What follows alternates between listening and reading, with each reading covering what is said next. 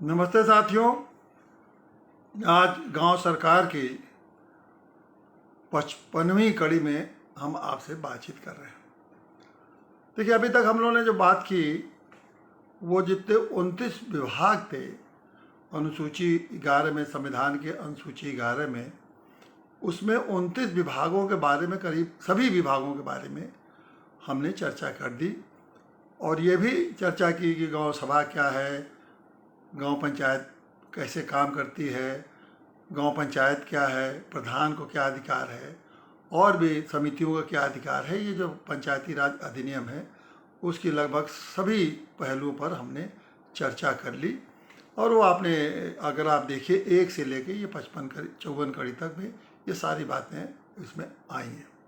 उसके साथ ये भी हमने चर्चा की है कि इसमें अगर गांव सरकार अगर हमें बनाना है तो वो कैसे बनेगा। और मैंने तमाम महापुरुषों के बारे में चर्चा की कि ये महापुरुष ने किस तरह से किसी भी लक्ष्य को अगर उन्होंने निर्धारित किया तो उसको कैसे हासिल किया। ये आसानी से कोई चीज़ नहीं मिल जाती है। कोई भी व्यवस्था में अगर जो व्यवस्था चल रही है, अगर उसमें आप बदलाव चाहते हैं तो ये आप मान के नहीं चल सकते हैं कि अपने आप बदलाव हो जाएगा। उसके लिए लगातार कोशिश करनी पड़ती है, लगातार लोगों को बताना पड़ता है, लोगों को समझाना पड़ता है। और जब लोग समझ आते हैं और एक पब्लिक का दबाव बनता है, तब जो सत्ता में बैठे लोग हैं वो उसके बदलाव को करते हैं। तो उसी तरह से अगर हम गांव सरकार चाहते हैं कि गांव सरकार बने, तो अपने से कोई नहीं बना देगा। ये मत समझिए कि कोई अपने से गांव सरकार बना देगा, जब तक कि उसके लिए दबाव नहीं तैयार होगा। और दबाव कैसे तैयार होगा इसके बारे में भी मैंने आपसे चर्चा किया। तो इस इतनी चर्चा के बाद अब तमाम जगहों पे गांव सरकार की बात हो रही है। अभी मैं परसों मैं वहाँ था बुलंदशहर में, और प्रधानों का एक बहुत महासम्मेलन हुआ। और पूरे शहर जिले के करीब करीब 942 प्रधान हैं और सभी प्रधान लोग आए थे। और उनके सामने मैं राष्ट्रीय अध्यक्ष के रूप में मैं उसमें भाग लिया। तो वहाँ भी मैंने गांव सरकार की चर्चा की और सभी लोगों ने एक मत से कहा कि गांव सरकार बननी चाहिए। और उसके लिए अब मैंने ये भी कोशिश हो रही है कि जो प्रधानों से जो एमएलसी चुन के जाते हैं, उन लोगों को अगर हम प्रधान लोग चुन के जाएंगे और एमएलसी बनेंगे तो ये लोग गांव सरकार बनवाने में मदद करेंगे। तो इसलिए ये भी घोषणा किया गया कि जो प्रधानों का चुनाव, जो प्रधानों के आधार पर उनके वोट से जो एमएलसी चुने जा रहे हैं, आने वाले समय में ये गांव सरकार बनाने में अगर बनाना है तो एमएलसी के लोगों को हमको जिता कर भेजना है। और एमएलसी अगर बन के जाएंगे तो ये लोग करीब करीब उत्तर प्रदेश में 34 एमएलसी ऐसे हैं जिनको कि ग्राम पंचायत, जिसमें कि ग्राम प्रधान और बीडीसी के सदस्य मिलकर चुनते हैं। तो अगर ये ग्राम पंचायत के हमारे जितने ग्राम प्रधान हैं अगर निश्चय कर लेंगे कि हमें अपना एमएलसी चुन के भेजना है, तो ये कोई मुश्किल काम नहीं, बहुत आसानी से तमाम 34 के 34 एमएलसी जीत के जा सकते हैं। और 34 एमएलसी अगर जीत के जा सकते हैं तो गांव, मैं नहीं समझता कि गांव सरकार बनने में कोई दिक्कत आए। लेकिन चूंकि राजनीतिक पार्टियां हैं, तमाम तरह के और बहुत सारी बातें हो सकती हैं, तो इसलिए कोशिश करेंगे लोग कि प्रधानों को एक मत न होने पाए, प्रधान लोग एक मत से अपने लोग को न जीतें बल्कि वो पार्टी के लोगों को जिताएं। तो ये सब दिक्कतें आएंगी अगर, लेकिन ये सब अगर दिक्कतें दूर हो जाती हैं तो निश्चित रूप से गांव सरकार बनेगी। और जैसा मैं कहता हूं कि गांव सरकार बन जाएगी तो गांव में स्वर्ग हो जाएगा। 1 अरब, देश की 1 अरब आबादी गांव में रहती है और उन सारी गांव में ही सारी सुख सुविधा उनको मिलेगी।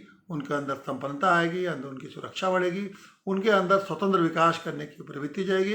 और सबसे बड़ी बात है कि गांव में ही तमाम रोजगार सृजित होंगे। ये सारी बातें हमने आपको समय समय पर बताया। लगातार 1 साल से ज़्यादा समय हो गया इसको हम बताते आ रहे हैं। आज मैं आपसे ये ज़रा संक्षिप्त में जो 29 विभाग हैं उनके बारे में बताऊंगा कि अगर 29 विभाग है जिनकी अगर हमने चर्चा की है, अगर उसमें से एक एक विभाग, सिर्फ एक विभाग, याद नहीं, एक एक विभाग के एक एक काम, अगर हम 29 काम अगर आप बताएं, हालांकि एक विभाग एक ही काम तो करेगा नहीं, एक विभाग में कम से कम 10 काम है, जो कि गाँव 29 विभागों को अगर देखिए तो हर विभाग से गांव में 8-8, 10-10 काम होंगे, 15 काम होंगे, या जो भी जरूरत पड़ेगी वो काम होंगे।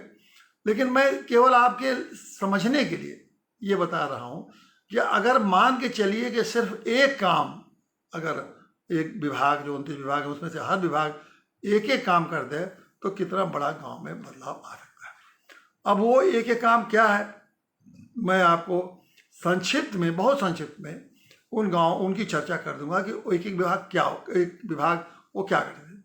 अब जैसे मेरे पास सूची है उन विभागों की, फिर जैसे मान लीजिए पहला विभाग है जो 11वीं अनुसूची है, उसमें पहला विभाग है कृषि और कृषि विस्तार। अब कृषि और कृषि विस्तार मैंने आपको बताया, बहुत सारी चीज़ें बताई, और उसमें आप अगर देखिए जो हमने यूट्यूब पर डाला है तो उसमें क्रम संख्या 22 के बाद विभागों की चर्चा होने लगी। 22 तक तो सामान्य चीज़ों की चर्चा हुई है, ग्राम प्रधान क्या है, ग्राम पंचायत क्या है, ग्राम सभा क्या है, कैसे अधिकार है, कैसे उनके अधिकारों का प्रयोग किया जाता है, ये सभी चर्चा हुई। लेकिन 22 के बाद एक एक विभाग की चर्चा है। तो अगर 22 के यूट्यूब पर आप 22वीं कड़ी आप जाएंगे और देखेंगे तो वहाँ से शुरू हो जाता है कि एक एक विषय का। तो पहला विषय है कि मान लीजिए कृषि और कृषि विस्तार। अब कृषि और कृषि विस्तार में बहुत व्यापक मैंने बताया, अगर 22वां यूट्यूब पर 22वां कड़ी आप देखेंगे खोल के, गांव सरकार 22 डालेंगे तो वो आप आ जाएगा 22। तो अब मान लीजिए 22 को आप समझिए कि कृषि में अगर हम केवल एक चीज़ कर दें, हम एक चीज़ बता दें कि हम जितने फसल होती है गांव में और लेके जाके हम लोग केंद्र पर बेचते हैं जहां सरकार खरीदती है, अगर हम गांव में ही गांव पंचायती जो फसल हो जिसको बेचना है, अगर गांव में ही गांव सरकार वहीं खरीद ले तो कितनी बड़ी सुविधा हो जाएगी आप समझ। केवल हम खरीदने की बात कर रहे हैं, क्योंकि सरकार तो खरीदती है, आप गांव जाते हैं केंद्र पर और सरकार जो है उनको खरीदती है। तो सरकार जब खरीदती है तो आप ले जाते हैं, कितनी मुश्किल होती है, उनको घूस देना पड़ता है, पैसे देना पड़ता है, फिर ले जाते हैं और रिजेक्ट कर देते हैं, कहते हैं कि अच्छा नहीं है, और आपका किराया भाड़ा खर्च होता है, तमाम दिक्कतें होती हैं। और उसके बाद बहुत बार ऐसा होता है कि वो लोग बंद करके भाग जाते हैं और ताकि कोई बिक्री न हो पाए, उससे बड़ा घोटाला होता है। लेकिन यह काम आपकी फसल गांव में अगर बिक जाए तो कितनी बड़ी सुविधा होगी। बिकेगा तो ही ना, जितना कि आपको अलॉट होगा, कितनी आपकी फसल है, कितनी आपको लिया जाएगा, खरीदा जाएगा। तो आपने उधर पैदा किया और ग्राम पंचायत ने ले लिया, और ग्राम पंचायत गांव सरकार ले लिया, और गांव सरकार लेके जो कि आगे की पैकिंग जो भी करना हो जहाँ भेज दो करेगी। तो केवल एक बात कि आपकी फसल उचित मूल्य पे गांव में ही खरीदी, ये हो गया कृषि का। दूसरा विषय है भूमि विकास का। अब ये दूसरे भूमि विकास के विषय में मैं एक बात बताऊंगा। आप रोज का आपका झगड़ा है कि मेड़बंदी कैसे हो, तटबंदी कैसे हो, ये चक्रोड का झंझट होता है। अगर ये गांव की पंचायत खुद ही आपकी जब भी मेड़ का झगड़ा हो, मेड़बंदी का झगड़ा हो, चक्रोड का झगड़ा हो, या और भी किसी तरह के उसके ज़मीन के नापने वगैरह के झगड़ा हो, अगर ये गांव में अगर ग्राम सरकार वही कर दे तो कितना बड़ा आपकी समस्या हल हो जाएगी। आप लेखपाल के पीछे भागते हैं, एसडीएम के पीछे भागते हैं, तहसीलदार के पीछे भागते हैं, और वो कहता है कि इस दिन मेड़बंदी आएगा, पत्थर लगाएंगे, वहाँ आएंगे, फिर उस पार्टी से जाके पैसा ले लेता है, फिर झूठा नापता है। ये सारी चीज़ें आपकी गांव में ही जब चाहेंगे आज आपकी इच्छा हुई, आपने जाके गांव पंचायत में गांव सरकार के सामने ये बात रखी, प्रधान के सामने, या और उसके साथ जो हर विभागों के साथ हर विषय के साथ एक विभाग होंगे। जैसे भूमि विकास विभाग होगा आपके गांव में, वो भूमि विकास के सामने आप रखें कि ये मेरे मेड़ का, ये मेरे चक्रोड के आसपास का, इसका ये झगड़ा है, चल के आप ठीक कर दिए। उनके पास तुरंत नक्शा होगा, कंप्यूटर में नक्शा भरा होगा, कंप्यूटर के से निकालेंगे नक्शा और जाके आपको नाप देंगे, काम खत्म, घंटों के अंदर आपका, तो आगे कोई विवाद नहीं। जबकि इस विवाद के नाते मेड़ के विवाद को लेकर गांव में रोज कोई न कोई झगड़े होते रहते हैं, आपराधिक कृत्य होते हैं, मारपीट होती है, मेड़ को लेकर मर्डर तक होते हैं। तो बताइए कितना एक आसान काम है कि अगर ये गांव के सरकार वहीं का वहीं कर दे, आपका समस्या समाधान हो जाएगा। तीसरा विषय है पशुपालन। देखिए इधर पशुपालन में बहुत सारी चीज़ें हैं, ये हमने तो बता रखा है, उसको जब खोलिएगा आपको मिलेगा। लेकिन इस समय जो वर्तमान स्थिति ये हो गई है कि अब लोगों के आबादी बढ़ गई, घर के दरवाजे पर जगह नहीं रह गई है, तो अब कोई एक कम से कम एक काम गांव सरकार कर सकती है कि सामूहिक बाड़े, एक बड़ा बाड़ा गांव के बाहर बना सकती है, एक जगह दे सकती है, और जिसको अपने पशुओं को, वहाँ जो लोग पशु रखते हैं उस बाड़े में अपने पशु को किराए, मामूली किराए पर दे के रख सकते हैं, ताकि पशुपाड़े की देख रेख में जो पैसा खर्च होता है उतना तो देना ही पड़ेगा।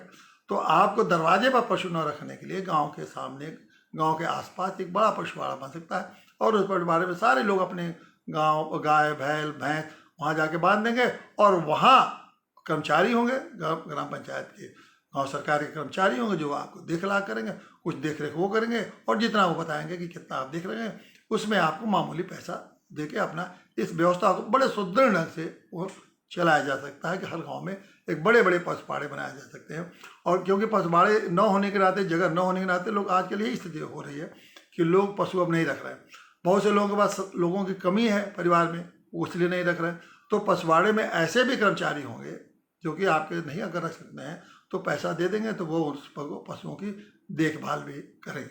तो ये कितनी सुविधा हो जाएगी गांव में अगर एक बड़ा पशुवाड़ा और आधुनिक रूप का पशुवाड़ा रखा जाएगा। आधुनिक रूप से उसमें कर्मचारी होंगे, उसमें काम करेंगे, और उसके हिसाब से आपके पशुओं का देखभाल भी होगा। आप करना चाहते हैं खुद करिए, नहीं करना चाहते हैं तो कुछ पैसे देके वहाँ जो कर्मचारी होंगे उनसे वो आपका पालन पोषण करेंगे। चौथा है लघु सिंचाई। अब ये लघु सिंचाई का जो समस्या है कि देखिए, ये बैठे बैठे यहाँ से लघु सिंचाई में जो छोटे मोटे साधन है सिंचाई के, किसी का ट्यूबवेल है, किसी के पास पंपिंग सेट है, किसी का कोई है, तो सारे लोग पता पंपिंग सेट हो नहीं सकती, सारे लोग तो ट्यूबवेल लगा नहीं सकते, तो या डीजल की महंगाई होती है। अब बहुत सारे लघु सिंचाई के साधन, माइक्रो लेवल तक सिंचाई के भी साधन आ चुके हैं। तो कम से कम गांव पंचायत ये व्यवस्था कर सकती है कि पाइप, आजकल पाइप के बड़े बड़े प्लास्टिक के पाइप आ गए हैं, कपड़े के पाइप, मोटे कपड़ों के पाइप आ गए हैं, इन पाइपों को कोशिश कर सकती है कि हम ऐसी व्यवस्था बनाएं कि गांव सरकार हर खेत तक पाइप पहुंच जाए। अब अगर आप ये समझ लिए कि हर खेत तक पाइप अगर पहुंच गई सिंचाई के साधन, तो कितना आसान हो जाएगा। एक तो पानी का नुकसान नहीं होगा, पानी सीधे आपके खेत में जाएगा, और आप उस व्यवस्था को उस पाइप के माध्यम से गांव पर हर घर खेत तक पानी पहुंच जाए। जब खेत तक पानी की व्यवस्था पहुंच जाएगी तो आपकी सबसे बड़ी मुश्किल का काम है, पानी है भी तो खेत तक कैसे पहुंचे, वो खेत को तक पहुंचाने की सारी जिम्मेदारी गांव सरकार ले सकती है और आपके खेतों तक पानी पहुंचा सकती है। उसके बाद मछली पालन। देखिए, आज जो तालाब गांव में मछली पालन का है, अब इसमें ठेका दिया जाता है कि सरकार ठेका देती है, कलेक्टर साहब देंगे, एसडीएम साहब ठेका देंगे। अब वो जो लोग कुछ माफिया टाइप के लोग तैयार हो गए हैं, वही आपके पोखरों का ठेका लेते हैं। उनका कोई लगाव गांव पे नहीं रहता है, गांव में आते हैं, वो एक तरह से ठेकेदारी करते हैं और झूठ फरेब तीन तिगड़म करके वो अपना धंधा चलाते हैं, और माहौल भी गांव का बिगाड़ते हैं। ये अधिकार भी अगर गांव पंचायत सरकार के पास रहेगी तो पहला तो प्रायोरिटी में वो देगा कि हमारे गांव के लोग कौन से लोग मछली पा सकते हैं, तो उन लोगों को देगा, और उसके बाद गांव में जब नहीं मिलेगा तब ना वो दूसरे को देगा। अगर है गांव के लोग तो गांव के लोग लेंगे ठेका लेंगे, तो अपने आय बढ़ेगी तो उसका जितना वो कमाएंगे उसका कुछ ना कुछ फायदा गांव को मिलेगा। तो ये समस्या भी हम सिर्फ एक हर विभाग का एक बता कि अगर गांव ठेका ग्राम पंचायत के सरकार के हाथ में रहेगी तो इस तरह से वो व्यवस्था करेगी कि पहला गांव के लोगों को मिलेगा, फिर बाहर के लोगों को मिलेगा, और गांव में मिलेगा तो सही दाम मिलेगा। अभी तो ऊपर से वो लोग आते हैं बातचीत करके और मनमानी ढंग से ठेका देते हैं, और बाहरी लोग आके ठेका लेते हैं, और वो पैसा भी बाहर गांव में नहीं देता, बाहर के लोग उसका इस्तेमाल करते हैं। अब इसके बाद आप हो गया कि सामूहिक बानकी में मैं बताया था ना कि कुछ है पेड़ पौधे लगाना, जैसे चक रोड के किनारे पेड़ लगाना है, जगह जगह सड़कों के किनारे पेड़ लगाना है, स्कूल में वहाँ तमाम जगह पेड़ लगाना है। अब ये अगर जो पेड़ लगाने के लिए अगर ग्राम पंचायत सरकार रहेगी तो प्रोत्साहन राशि देगी कि भाई आप पेड़ लगाइए, चक रोड के किनारे अगर अपने खेत के किनारे चक रोड पड़ता है, अगर आप पेड़ लगाएंगे तो उसके हम आपको इतना प्रोत्साहन राशि देंगे। प्रोत्साहन राशि में कोई चीज़ भी दे सकती है, पैसा भी दे सकती है, और भी बहुत सारे प्रोत्साहन दे सकते हैं। तो इस तरह पूरे गांव में जहाँ जहाँ भी जगह है ग्राम पंचायतों की, आप देखेंगे थोड़ा सा प्रोत्साहन मिलेगा लोगों को फ्री पेड़ पौधे, फिर कुछ रख रखाव के, फिर उसके बेचने का कोई सब वो व्यवस्था कर दिया जाएगा ग्राम पंचायतों के द्वारा, सरकार के द्वारा। तो वो सब लोग अपना पेड़ लगाने लगेंगे। उसके बाद है आपकी लघु वन। देखिए ये लघु वन है, लघु वन का विषय है मैंने पहले बताया, क्योंकि लघु वन में जो औषधि पार्क है, औषधि पार्क में बहुत सारे पेड़ हैं, बहुत सारे वनस्पतियां हैं जो कि दवाओं के बहुत काम आती हैं। और ये वनस्पतियां कहाँ पैदा होंगी? ये तो गांव की ही जगह जहाँ किसानी होगी, खेत किसानी होगी तो पैदा होंगी। शहरों में लोग बना रहे हैं, शहरों में औषधि पार्क बना रहे हैं, लेकिन आश्चर्य की बात है कि ये सब गांव में नहीं बन रहा है। अब गांव में गांव सरकार रखेगी तो कम से कम हर गांव में एक एक औषधि वन की तो व्यवस्था करेगी। और उस औषधि वन का मतलब हर प्रकार के जितने भी पेड़ औषधि के पेड़ पौधे हैं वो वहाँ लगेंगे। और जैसे मैंने कहा कि हर ये इसके विभाग हो गए ना, उस विभाग के लोग औषधि वन को तैयार करेंगे और गांव के लोगों को तो औषधि उससे मिलेगी। उसके साथ साथ उसको बिक्री करके वो लोग पैसा कमा सकते हैं, ग्राम पंचायत गांव सरकार पैसा कमा सकती है और उसके आय भी बढ़ सकता है। और साथ ही साथ गांव के लोगों को अनुभव होगा और फिर गांव के लोगों को जानकारी भी होगी। छोटी छोटी चीज़ों के लिए जो दवाओं के पीछे भागते हैं और उससे बीमारी और बढ़ती है, वो चीज़ें तो कम से कम नहीं रहेंगी ना, वो तो नहीं रहेंगी, वो तो वो बिल्कुल वहाँ उनको अपने औषधि वन में वो चीज़ें प्राप्त होती जाएंगी। तो एक तो दूसरा आपको हर गांव में एक औषधि वन बन सकती है।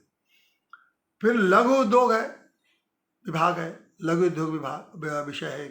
अब लघु उद्योग में देखिए जो लघु उद्योगों हम नए उद्योग के जो आएंगे वो तो अलग बात है। तो हम तो सिर्फ एक बता रहे हैं कि गांव में पहले से लोहार हैं, बढ़ई हैं और भी कोई न कोई झंडे दर्जी हैं, पहले से काम लोग करते आ रहे हैं। उन लोगों को आर्थिक सहायता दे के, जो लोगों का अपना धंधा चल रहा है उनको आर्थिक सहायता दे के कि उनको और बेहतर ढंग से वो कर सकें। तुरंत उनको कुछ उनको सहायता गांव सीधे दे देगी, ग्राम सरकार रहेगी, गांव सरकार कहेगी आप अपना कोई दिक्कत जो भी आ रही है, आपका जो बिजनेस चल रहा है उस बिजनेस को बढ़ाने के लिए जो भी आपको दिक्कत आ रही है पैसा लीजिए और इसको बढ़ाइए। तो ये सुविधा भी तत्काल उनको मिल सकती है। तो ये सभी को तो वो लघु वो सारे उद्योग विकसित हो सकते हैं। लघु उद्योग पास है, बाद के बाद है ग्रामीण आवास। देखिए अभी जो ग्रामीण आवास है सरकार की योजना है, 1,20,000 और भी पैसा देती है, लेकिन ये पर्याप्त नहीं होता है। गांव सरकार रहेगी तो दो तरह से जो लोग अपना पैसा लेके अपना भवन बना रहे हैं अपने आवास के लिए, वो तो बना रहे हैं, लेकिन बहुत सारे लोग हैं जिनके पास बिल्कुल कोई साधन नहीं है। ऐसे लोगों को अब सब जगह देखिए आप फ्लैट सिस्टम चले आ रहे हैं कि 2 मंजिला 3 मंजिला आवास बने जा रहे हैं।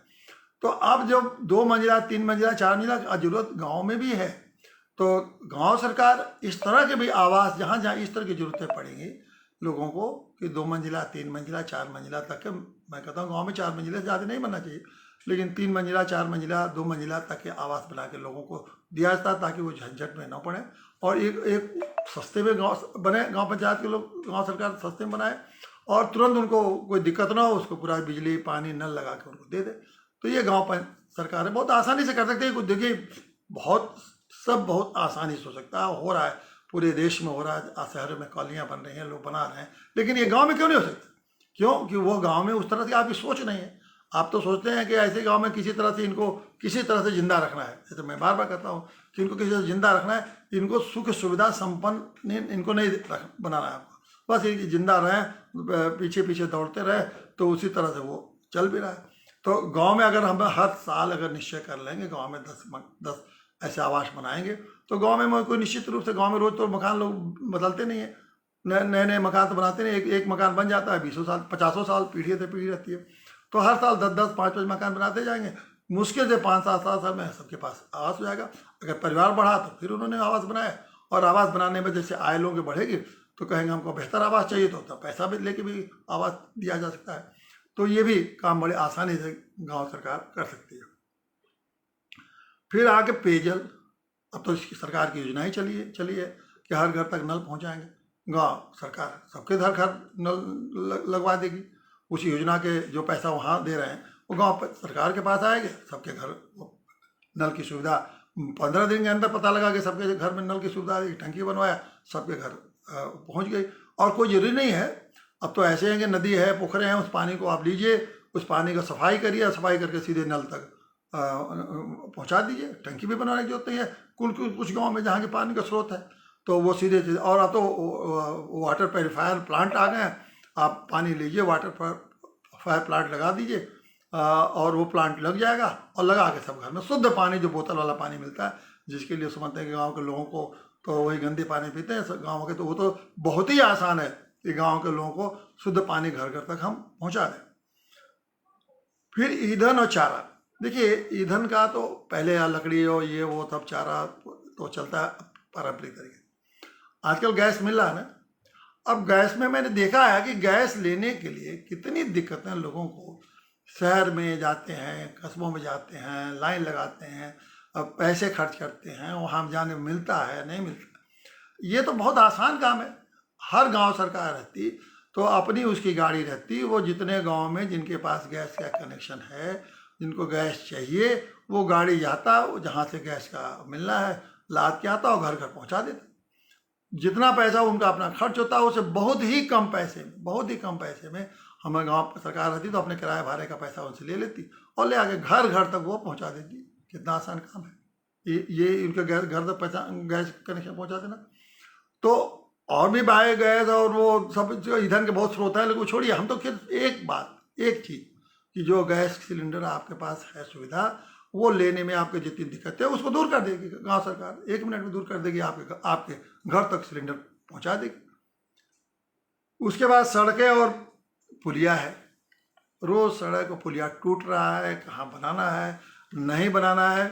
तो अब ये गांव सरकार अगर सड़क और पुलिया, सड़क और खड़ंजे और नाली तो बनते ही रहते हैं ना, हम ही नहीं करते।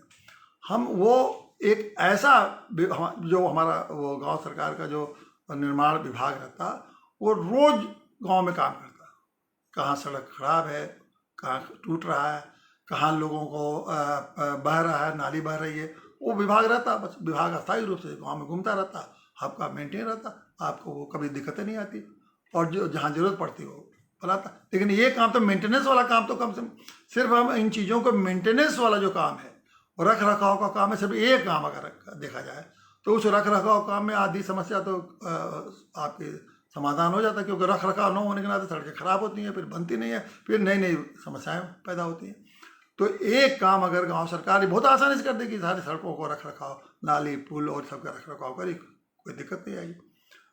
फिर अपारंपरिक ऊर्जा ये है, और ये अपारंपरिक सौर ऊर्जा, सोलर, ये तो बहुत ही आजकल आसान हो गया है, हर ग्राम पंचायत में। और बिजली वाला सिस्टम तो अब धीरे धीरे खत्म ही हो जाएगा गांव से, क्योंकि गांव में तो वो आपको सोलर ऊर्जा का सुविधा हर जगह है। तो जो स्ट्रीट लाइट है, वो स्ट्रीट लाइट गाँव लगा दी। दिक्कत क्या आती है कि उसकी भी रख रखाव नहीं, कोई है नहीं। एक स्ट्रीट लाइट खराब हुई तो कहाँ से आप कौन, उसको बैटरी खराब है तो कभी कोई चुरा ले गया। गाँव सरकार अपनी स्ट्रीट लाइट रखवाती, उसका मेंटेनेंस करती, और मेंटेनेंस करके उसका जो भी बैटरी जब और सुरक्षा भी करती, तो सुरक्षा दी। गाँव में स्ट्रीट लाइट मुफ्त में आपको हर गाँव को बिजली मिलती है। अगर और बिजली कनेक्शन का भी एक विभाग है, ग्रामीण विद्युतीकरण। अब देखिए ग्रामीण विद्युतीकरण का क्या है कि जहाँ बिजली गई है तो हर व्यक्ति को अपना कनेक्शन खुद लेना पड़ता है, हर बिजली विभाग देता है, और एक कनेक्शन लेने के लिए क्या क्या होता है, और कनेक्शन नहीं, बिजली नहीं आ रही है तो कैसे दौड़ना पड़ता है, ये सब दिक्कतें आती हैं। गाँव सरकार आती तो इसकी जरूरत ही नहीं पड़ती, क्या करती कि एक कनेक्शन गाँव में ले लेती, और गाँव सरकार अपने कनेक्शन को सबको डिस्ट्रीब्यूट करती, सबके मीटर रीडिंग करती, सबसे बिल लेती, और एक मुश्त जो पैसा आता वो बिजली विभाग को दे देती। किसी को अगर 1 घंटे के अंदर वो कनेक्शन लग जाता, 1 घंटे के अंदर कोई फॉल्ट आता तो उसको ठीक करता, क्योंकि अपना उनका खुद विद्युत का विभाग रहता, ये सुविधा गाँव में मिलने लगती। उसी तरह से गरीबी उन्मूलन कार्यक्रम है एक, मैं सभी विषयों के बारे में थोड़ा सा चर्चा इसीलिए कर रहा हूँ कि आपको याद भी जाए। गरीबी उन्मूलन कार्यक्रम, अब गरीबी उन्मूलन देखिए, जिनके पास खेत है, जिनके पास रोजगार है, जिनके पास व्यवसाय है, ये तो है। जिनके पास कुछ नहीं है, उनको कैसे आप उनको से गरीबी कैसे दूर करेंगे? तो गरीबी उनका उस होगा कि उनको प्रशिक्षण जब तक नहीं देंगे तब तक गरीबी उन्मूलन नहीं होगा। और प्रशिक्षण के लिए देखिए एक काम नहीं है, हजारों तरह के प्रशिक्षण देश भर में तमाम संस्थाएं केंद्र की सरकार से राज्य सरकार के दी जा रही है। लेकिन आपके गांव में कुछ पता ही नहीं है प्रशिक्षण का, और प्रशिक्षण का अगर पता भी है तो वहाँ जाने रहने खाने कैसे एडमिशन होता है ये सारी बातें पता नहीं। गांव सरकार रहेगी तो इस तरह के जो गरीबी उन्मूलन में के लिए जिनको समझते हैं कि इस आदमी के अगर गरीबी के लिए अगर हम इसको प्रशिक्षित कर दें तो ये इसका जीवन ठीक हो जाएगा, उनको प्रशिक्षण का खर्चा गांव पंचायत उठाती और भेज देती, उनका प्रशिक्षण कराती, और उसके बाद आप देखते प्रशिक्षण लेने के साथ ही साथ उसकी गरीबी के संकट दूर हो जाते। कितना आसान काम है ये अगर हम केवल उनको प्रशिक्षित कर दें तो किस तरह से गरीबी दूर हो जाएगी। फिर शिक्षा एक बहुत ही महत्वपूर्ण विभाग है। अब आप देखिए कि ये जो सरकारी शिक्षक है ना, ये तो पढ़ाते नहीं है, आएंगे तो उनका एक सरकारी विभाग है पूरा राज्य सरकार का, ये शिक्षा विभाग का पूरा दायित्व जो है यह गांव के सरकार को जब मिल जाता है उसके पास रहती, तो आप देखते कि गांव सरकार अपनी नियुक्ति से लेके उनका भवन, उनका रखरखाव, उनकी शिक्षा किस तरह सारी चीज़ें वो करती गांव। और कोई अध्यापक की हिम्मत नहीं रहती कि वो चाहती गांव कि वो न पढ़ाए, और उन गाँव के ही अध्यापक को अगर ट्रेंड नहीं है, हालांकि अब तो गांव में भी बहुत सारे शिक्षित लड़के लड़कियां हो गए, अगर ट्रेंड नहीं है तो गांव सरकार उनको भेज के उनको ट्रेनिंग करवाती। और अगर हमें एक शिक्षक की जरूरत है, 2 की जरूरत है, 10 की जरूरत है, 20 की जरूरत है, हम गांव सरकार अपनी सुविधा के हिसाब से उनको रखती और उनको पढ़वाती, और जो जरूरतें होती उनको वो पूरा करवाती। तो पूरा का शिक्षा विभाग तो का गाँव अपने ढंग से चलाती, और उस तरह से जो विषय चाहती वो रखती। और लोग कहते हैं कुछ गांव में अंग्रेजी नहीं पढ़ाई जाए तो गाँव सरकार पंचायतें अंग्रेजी पढ़ाती हैं, उनको जरूरत महसूस होता है कि हम ताकि दूसरे स्कूल में जो प्राइवेट स्कूल में जहाँ अंग्रेजी पढ़ते हैं, गाँव पंचायत अपना खुद ही अंग्रेजी भी विषय पढ़ाती, खुद तय करते कि हम कैसे अपने बच्चों को ज़्यादा बेहतर पढ़ा सकते हैं। और भी उनके लिए जो जरूरत है शिक्षा के बच्चों को जरूरत होती वो उसका विचार करती, उसको करती। ये भी गाँव सरकार कर सकती थी। उसके बाद तकनीकी शिक्षा में गांव के पास रखी तो मान लिया, और कुछ ना केवल तकनीकी प्रशिक्षण के लिए, जैसे उसमें मैंने बताया गरीबी उन्मूलन के बहुत से काम है, उसके शिक्षण दिला प्रशिक्षण दिलाते हैं, उधर बहुत से लोग हैं गांव में, अगर उनको तकनीकी शिक्षण मिल जाए तो आगे बढ़ सकते हैं, तो उनको प्रशिक्षण के लिए मदद दे देती और जाके पैसा देती, जाओ भाई पढ़ो, पढ़ के तुम अपना प्रशिक्षण प्राप्त करके और रोजगार हासिल करो, रोजगार उनको दिलवा देती। प्रौढ़ शिक्षा, गांव में प्रौढ़ शिक्षा किसी गांव में जाइए देखिए, कोई अस्थायी प्रौढ़ शिक्षा हाल तो बहुत पुराना चल रहा है, लेकिन कोई अस्थायी केंद्र नहीं है कि आप किसी गांव में जाइए प्रौढ़ शिक्षा केंद्र खुला हुआ और वहाँ जाइए और लोगों को शिक्षा किया जाए। प्रौढ़ शिक्षा का मतलब कि और बहुत सा नहीं पढ़ाना, प्रौढ़ शिक्षा का मतलब अब समय के साथ चीज़ें बदल रही हैं। जो आदमी अब तो बिना बहुत जाने हुए भी आप बहुत कुछ जान सकते हैं, अब इस तरह की तकनीकी आ गई। प्रौढ़ शिक्षा का मतलब है कि जो फॉर्मल एजुकेशन स्कूल कॉलेज में जाके जो उन्होंने ज्ञान नहीं लिया है और बचपन में नहीं ले पाए, वो बाद में बड़े उम्र के जब हो गए हैं तो कुछ पढ़ने जानकारी हासिल करना है, जानना चाहते हैं, तो वो कहाँ जाए? गांव में तो कोई जगह है, स्थान है नहीं। तो अगर प्रौढ़ शिक्षा केंद्र स्थायी रूप से गांव में रहता तो कम से तो वो जाके वहाँ अपने रुचि के अनुसार वो ज्ञान प्राप्त करते। तो ये जो महत्वपूर्ण चीज़ है कि प्रौढ़ शिक्षा केंद्र हर गांव में, ये हर गाँव सरकार खोल देती और उसके साथ उसकी व्यवस्था चलाती। उसके बाद पुस्तकालय है, कहीं पुस्तकालय नहीं है, ये पुस्तकालय तो बहुत ही आवश्यक है। और वो पुस्तकालय में आप समझ लीजिएगा वो पुस्तकालय अब नहीं रह गए, अब केवल किताब वाले पुस्तकालय की जरूरत नहीं है। मैं पहले बता चुका हूँ, अगर उस विषय को आप जाके देखेंगे कि मैंने क्या कहा है, तो मैंने कहा डिजिटल पुस्तकालय भी चाहिए, डिजिटल पुस्तकालय फोटो जहाँ भी चाहिए आप इलेक्ट्रॉनिक माध्यम से जो चीज़ें पढ़ना चाहें उसको जाके पढ़िए, तो वो डिजिटल पुस्तकालय, उसी पुस्तकालय के साथ वो अब डिजिटल पुस्तकालय का स्वरूप बदलता जा रहा है। वो भी व्यवस्था गांव में हमेशा स्थायी रूप से रहती और लोग अपना ज्ञानवर्धन करते रहते। उसके बाद सांस्कृतिक कार्यक्रम, देखिए सांस्कृतिक कार्यक्रम धीरे धीरे क्या हो रहा है कि शहर के दौर में, सिनेमा के दौर में, मनोरंजन के यूट्यूब के दौर में, जो ग्रामीण का अपना सांस्कृतिक तौर तरीके, रामायण, महाभारत, कीर्तन और मुशायरा और ये सारी चीज़ें जो ग्रामीण स्तर पर लोग अपना खुद करते थे। और अलग अलग नाच होता था, धुबिवा नाच है, केवटों का नाच है। जातियों ने बहुत अपने सांस्कृतिक विरासत को बनाए रखने की तमाम तरह से सांस्कृतिक कार्यक्रम हर सभी जातियों ने बना रखा था, तो वो एकदम लुप्त होता जा रहा है। इसलिए अगर सांस्कृतिक कार्यक्रम गांव के अधिकार, गांव सरकार पूरे जितने भी सांस्कृतिक कार्यक्रम हैं, किसी भी उसको, भले वो कुछ जात के लोग अपना करते हैं, लेकिन अब वो जात का नहीं रह जाएगा, वो तो पूरे गांव का हो गया ना। तो उस सारे कार्यक्रमों को महिलाएं गीत गाती हैं, तमाम त्योहारों पर उनका अलग अलग तरीके से अपना प्रस्तुतिकरण करती हैं, वो सब उसके लिए सहयोग करता और वो सारे सांस्कृतिक कार्यक्रम करवाते रहते।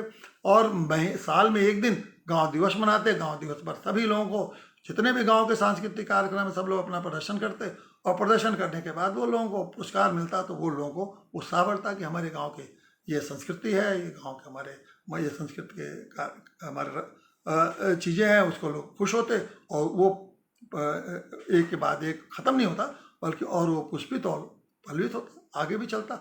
उससे लोगों को मन को खुशी मिलती है, शांति मिलती है और अपना गौरव भी होता है कि मेरे गांव की ये संस्कृति है। तो ये भी गांव सरकार करती है। फिर स्वास्थ्य और ये मेले और बाजार। देखिए, बाजार और मेला तो हमारी पुरानी ग्रामीण इलाके में परंपरा है, सब खत्म हो चुके हैं। तो कम से कम जहाँ जहाँ जिन गाँव, सभी गाँव में हो सकता न लगता हो बाजार मेले, जहाँ जहाँ बाजार हैं, मेले हैं, वहाँ फिर से गाँव सरकार उन बाजार को और मेलों को फिर से लगवाती और उससे आय भी होता और लोगों का अनावश्यक रूप से दौड़ना नहीं पड़ता। वहाँ ऐसे गांव पर सरकार ऐसी करती है कि वहाँ सस्ते दर पर लोग आवें, अपना सामान बेचें और चले जाएं। तो ये भी व्यवस्था गांव सरकार करती इसके लिए। फिर स्वास्थ्य और सफाई। देखिए, स्वास्थ्य में हम बहुत, और एक चीज़ खाली कर, जितने प्रकार के टेस्ट होते हैं, चाहे blood test, sugar test, heart test, ये जितने व्यवस्था, सिर्फ वो ब्लड प्रेशर का टेस्ट, ये सारा का सारा गांव में ही व्यवस्था आपको मिलेगा बिना पैसे। ये और सबसे आसान है, सारे मैंने बता रखा है कि सारे टेस्टों कर दीजिए। 4-5 लाख की मशीन अगर गांव में लग जाए तो सारा टेस्ट आपको गांव में हो जाए, कहीं दौड़ने की जरूरत नहीं, वो उसका टेस्ट कर देती है। सफाई में हर वार्ड में हम एक सफाई कर्मचारी रखने की क्या जरूरत है, हर वार्ड में एक आदमी को सफाई की जिम्मेदारी देते उसको, और वो सफाई हर वार्ड में 8, 9, 10 वार्ड है, पूरे गांव चमाचम सफाई हो तो होती रहती। ये तो मैं बता चुका हूँ आपको, लेकिन उसको बता रहा हूँ फिर से, एक काम के लिए मैं यहाँ चर्चा कर रहा हूँ। फिर परिवार कल्याण। अब देखिए, परिवार कल्याण में और चीज़ बहुत सारी चीज़ें हैं कि क्या है परिवार। एक चीज़ तो कर सकते हैं ना, परिवार कल्याण के बच्चा लोग ज़्यादा पैदा नहीं करें, चाहते हैं लोग, महिलाएं अब चाह रही हैं कि हमें ज़्यादा बच्चे पैदा, लेकिन उनके पास साधन नहीं है गर्भ निरोध करने का। तो कम से कम सबको फ्री, मुफ्त में घर घर गर्भ निरोधक दवाइयाँ भी हो या जो भी उनके संसाधन हो, वो घर घर पहुँचा देते। ये बहुत आसान काम है कि घर घर तक सबके पास जिसको इस्तेमाल करना। और गर्भ निरोधक सरकार तो मुफ्त में बांट ही रही है, लेकिन पहुँचेगा नहीं गाँव में। सरकार घर घर सबके पास गर्भ निरोधक चीज़ें रहती हैं, जब चाहते बच्चा पैदा करते, जब नहीं चाहते नहीं करते। लेकिन चूँकि साधन नहीं है, इसीलिए लोग मजबूरी में मजबूर हैं गरीब लोग, उनके पास कहाँ जाएँ गर्भ निरोधक दवाइयों के लिए, चाहे उनके साधनों के लिए, तो वो लोग अपना करते रहते हैं और न चाहते हुए बच्चे पैदा करते रहते हैं। तो एक साधन ये गांव सरकार कर देती। उसके बाद ये समाज कल्याण में और छोड़िए बातें, सिर्फ जैसे विकलांगों का है, वो बेचारे विकलांग पेंशन के लिए कहाँ कहाँ दौड़ते रहते हैं। कम से कम विकलांग पेंशन तो वो वहीं मिल जाता। और जो वृद्धा पेंशन, विधवा पेंशन, ये पेंशन, वो पेंशन, ये सारे पेंशन गांव में ही वहीं ग्राम पंचायत अपना विभाग है, सबको बुला के घर घर तक पहुँचाता है। किसी को ये जरूरत नहीं आने के लिए कि यहाँ आइए और वहाँ पेंशन दिए, जिसको आना होता है वो घर घर उनके पेंशन बांट आता है कि जिस दिन पेंशन का पैसा आएगा गाँव का तो बांट आएगा, सरकार कर देती। फिर निर्मल वर्ग के जो लोगों के लिए है कि निर्मल वर्ग का मतलब ये है कि अनुसूचित जात, जनजाति और जो और लोग हैं जिनके साधनहीन लोग हैं, तो वो कैसे उनको हम सहायता करें। तो इसके लिए तमाम स्कीमें और ये ग्राम पंचायत जब भी स्कीम कोई आती तो उसकी सुविधा उनको उनके पास पहुंचा देती। उनको उनको उनसे उनको राहत मिल जाता। उसके बाद सार्वजनिक वितरण प्रणाली, देखिए गांव सरकार रहेगी तो आज जो सार्वजनिक वितरण प्रणाली का हालत है ना, मैं कहता हूं कि गांव सरकार रहेगी तो जो मैंने कहा ना कि गांव अनाज खरीदती सबका, वही अनाज अपना गोदाम बनाती गांव पंचायत। उन गांव पंचायतों से हर महीने जो इतने जिसको राशन जिसकी ज़रूरत है, उसी गांव का ही अनाज जो गांव खरीद के ग्राम पंचायत पहले खरीदती, और फिर जिसको देना हो वो उसको घर घर बोरे में बांध के सारा अनाज उनके घर पहुंचा देती। किसी को कोई दिक्कत नहीं है, और सबका मालूम है कि किसी को कितना जाना है, कहीं कोई दिक्कत नहीं होती। उसके बाद सामुदायिक संपत्ति, ये सामुदायिक संपत्ति के मतलब जो गांव की तमाम चीज़ें हैं जो सबके पब्लिक के इस्तेमाल के लिए हैं, सबके इस्तेमाल के लिए हैं, उनको संपत्ति को हम सरकार ये गांव सरकार बहुत सारे बता चुका हूँ मैं। लेकिन जैसे मान लिया गांव में क्या हो रहा है, क्या कहते हैं, गांव पंचायत कम से CCTV कैमरा लगा देती हर जगह गांव में, पूरे गांव में, और एक साउंड सिस्टम लगा देती। कोई भी खबर देना हो गांव में तो एक साथ सिस्टम में गांव में खबर पहुंच जाती। कितना आसान है, कोई अधिकारी हो, पुलिस हो, ये हो, वो आ रहा है, वहीं से बोल देता है कि भाई गांव के लोग ये लोग आए हैं, आप यहाँ जुट जाइए। आप ये कितना आसान है, सारे लोग खबर 1 मिनट में खबर पहुंच जाती। उसी तरह से वाइव कैमरे में सबको दिखते रहते लोग कि कहाँ है, कोई सुरक्षा की भी एक बड़ी सुविधा हो जाती। तो इस तरह मैंने देखिए 2900 विभाग बता दिया ना। अगर देखिए, अगर एक एक चीज़ मैंने आपको बताया, ये सारी की सारी चीज़ें इतना आसानी से गांव सरकार में लागू हो सकती हैं, लेकिन इसके लिए गांव को, जैसे मैंने कहा, कि जो उनको अधिकार है उसको अधिकार देना पड़ेगा, और जो उनका पैसा है उनको सीधे बांटना पड़ेगा। अभी मैं बुलंदशहर में जो मैं परसों गया था गाँव प्रधानों में, तो वहाँ एक नारा भी मैंने लगाया कि देखिए अब समय आ गया है कि गाँव पंचायतें और ये जो संगठन है हम लोग का राष्ट्रीय पंचायती राज संगठन, ये मांग करे कि हमारा पैसा और हमको अधिकार दीजिए, हमारा पैसा हमारा अधिकार हमको दीजिए। ये दोनों हमारे संविधान के द्वारा दिए जा चुके। फाइनेंस कमीशन है, जो पैसा देता है वही पैसा केंद्र सरकार को देता है, वही राज्य सरकार को देता है, और वही गांव पंचायतों को सरकार देता है। तो पैसा तो वो बांटता है, अब उसका पैसा सीधे केंद्र सरकार जो बंटा हुआ वो केंद्र सरकार ले लेती है, जो पैसा उसने राज्य सरकार दो वो लेती है, और जो गांव सरकार का पैसा है उसके बीच में राज्य सरकार और केंद्र सरकार कूद पड़ती है कि हम पैसा आया लेकिन हम बांटेंगे। आप क्यों बांटेंगे भाई? जब संविधान की ये व्यवस्था है कि आप सीधे अपना पैसा ले लेंगे, राज्य सरकार अपना पैसा ले लेगी। आपके पास 97 विभाग है तो 97 विभाग का पैसा आपने ले लिया, 66-67 विभाग प्रदेश का है तो वो आपने प्रदेश सरकार ने ले लिया। तो हमारे पास 29 विभाग है तो मेरा पैसा हमको दीजिए, तो पैसा हमारा, और जो 29 विभाग है उसको हमको खुद चलाने दीजिए। तो पैसा और पावर, मैंने कहा कि पैसा और पावर।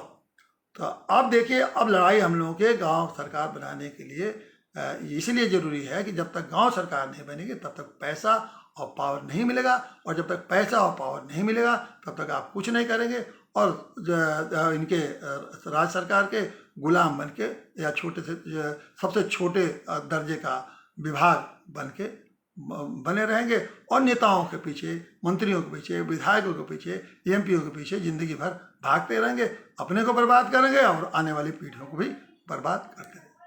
तो ये मैंने आपको संक्षिप्त में बताया, और ताकि आपको ध्यान में होगा, अगर एक एक विभाग के में, और हर विभाग में मैंने ये बताया कि 5-5, 6-6 लोग काम करेंगे, तो 200-250 लोगों का तो रोजगार मिल जाएगा 29 विभाग में, तो सबको रोजगार मिल जाएगा। ये भी मैंने बताया कि ये सब काम कैसे होगा, आप समझते हैं गाँव के लोग कैसे इसकी जानकारी रखेंगे। तो ये भी मैंने बताया कि सभी गाँव के लोग, ये विभाग एक विशेषज्ञ की जब जरूरत होगी विशेषज्ञ को बुलाएंगे, रखेंगे, विशेषज्ञों से राय लेके उनके माध्यम से काम करेंगे, विशेषज्ञों को पैसा देंगे, पैसा ले वो अपना राय दे के उस काम को करवा के अपना चले जाएंगे। तो विशेषज्ञ भी मिल जाएंगे, पैसा आने की जरूरत है, पैसा पावर जिस दिन आई तो करने वालों की कमी नहीं रहेगी, मान के चलिए। तो अच्छे ढंग से गाँव अगर सारी चीज़ें होने लगे, गाँव के लोग करने लगे, तो निश्चित रूप से गाँव स्वर्ग बनेगा। ये इसके अलावा कोई तरीका नहीं है कि भारत के 1 अरब लोगों को आप साधन संपन्न, समृद्धशाली और सशक्त बना सकें, मेरे नज़र में तो कोई नहीं है। और देखिएगा कि ये इसके अलावा कोई रास्ता नहीं है, लेकिन होगी, ये भी निश्चय है कि गाँव सरकार बनेगी, लेकिन तब तक बहुत देर हो चुका होगा, और तब व्यवस्थाएं इतनी बिगड़ चुकी होंगी कि फिर उसको आपको नियंत्रित करना बहुत मुश्किल है। तो जितना जल्दी आप गाँव सरकार के बनाने के लिए आप आगे आइएगा, और जन आंदोलन करिए, संघर्ष करिए, जो कुछ भी करना हो करिए, करेंगे तो गांव सरकार बनेगी और सारे जो हम लोग का लक्ष्य पूरा है, संवैधानिक लक्ष्य है, संवैधानिक आदर्श है, संविधान निर्माता चाहते हैं कि ऐसा होना चाहिए, यह पूरा होगा। धन्यवाद।